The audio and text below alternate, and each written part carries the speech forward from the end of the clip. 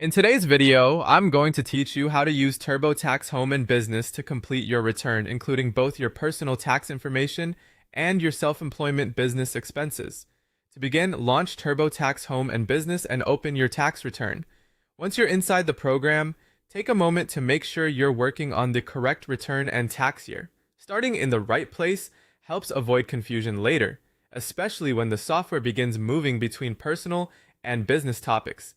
The first thing you want to do is complete the personal tax sections first. This is important because TurboTax is designed to build your return in a logical order, and your personal information lays the foundation for everything else. Go through the personal portion carefully, entering your basic details, filing status, income documents, deductions, credits, and any other non-business tax information that applies to you. As you work, follow the prompts on screen and review each section before moving on. Taking your time here can help reduce errors and make the business portion easier to complete afterward. Once your personal sections are finished, move into the Schedule C area, which is where TurboTax handles self-employment income and business expenses.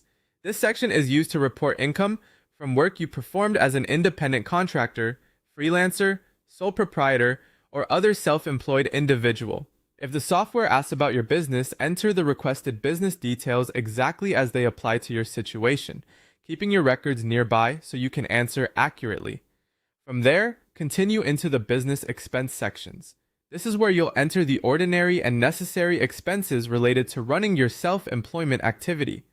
TurboTax will usually guide you category by category, which helps you organize expenses in a way the tax return can properly use. Be thorough as you complete each area and make sure your entries match your records. Accurate expense reporting can affect your taxable income, so it's worth slowing down and checking your work as you go.